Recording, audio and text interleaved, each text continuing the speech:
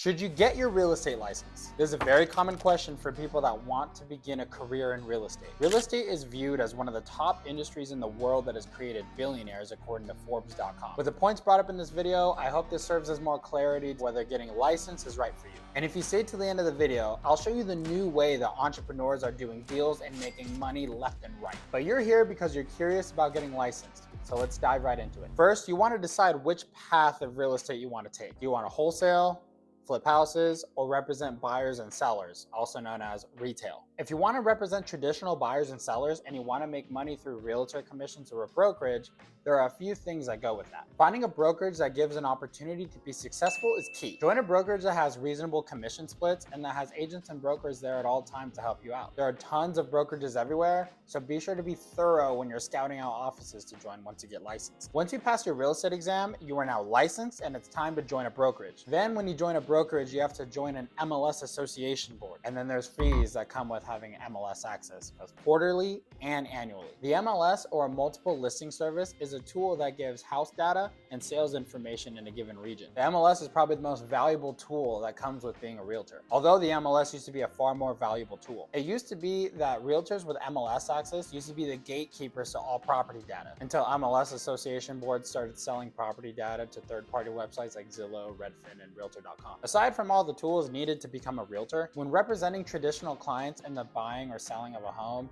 it requires a lot of patience, understanding, and communication skills to support your client. Now, that might be difficult for some people that aren't really emotional, but those three traits are pretty important to becoming a successful realtor. Another part you need to consider is your commission net. If you close an escrow as a realtor, you may be entitled to a $15,000 commission check, but that's not what you take home. After paying a transaction coordinator and your broker splits, you're likely left with about $12,000, which is why as a realtor, it's very important to consistently have your pipeline full of clients and escrows coming in. Now, that's life as a realtor. If you want to get into the wholesale game, a license is not required. In fact, getting licensed might even be a red flag when choosing to be a wholesaler as your primary mode of business. And there's so many property data sites out there that you have access to on the internet that having MLS access isn't even really that important, like I mentioned earlier with all the third-party websites. And the big reason why a license isn't required when wholesaling is because you don't need to join a brokerage in order to wholesale. And you don't make your money through realtor commissions, you make them as a wholesale fee that the investor pays. Plus, as a wholesaler, you don't belong to a brokerage, meaning that wholesale fee is all yours. You don't have to give any commission splits. So if you get a $15,000 wholesale fee, you collect all $15,000. There's just really no reason to get licensed if you only want to wholesale. But make sure to check with your local state laws because there may be some regulations with regard to wholesale. Now, with flipping houses, you don't need a license, but it can be helpful. If you're just flipping houses and you're buying your deals through wholesalers, having a license will help you save on commissions when you go to relist your house after it's flipped. Instead of paying another realtor to list your house for you, you can list it and then you can save another 2 to 3% of the sales price, which can really add up if you do multiple deals in a year. And if you are doing multiple flips at a given time, you can find an agent that will co-list with you. You can bring on a co-list to assist you in all the listed flips that you have, so that way they can manage the escrows and then you can just focus on finding more deals. It's a good idea to find another agent who's willing to co-list with you for a flat fee, because if you're doing multiple flips, it's a good way to buy your time back. Now, there's a big secret for the new way to do real estate. Ready for the secret? Here it is. Do everything. Learn everything. Imagine you're just a regular realtor. You're licensed, you get a lead, and you go on a listing appointment. You walk into the property and you see the house is a wreck. It's in terrible condition, and the seller is facing a situation where they need to sell quickly. But as a realtor, you're only taught how to pitch a listing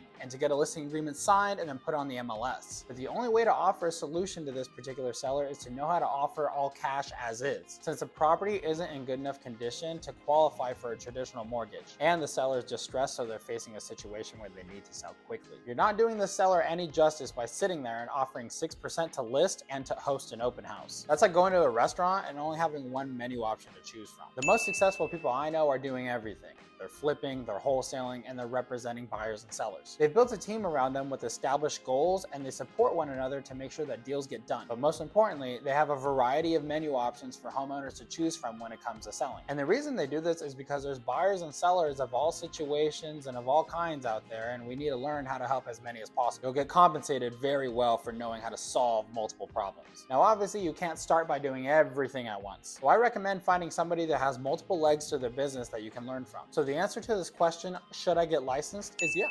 Getting licensed is step one in being able to call yourself a real estate professional. But you should also ask yourself, where do I begin? Is it wholesale? wholesaling, traditional retail real estate, or even flipping. There's no wrong answer, just get started. I hope this video provided more clarity on which way you want to begin your real estate career. If it did, please hit the like button, comment down below, or reach out to me on social media, and keep coming on back to the channel for everything real estate related. Thank you so much. Catch you guys later.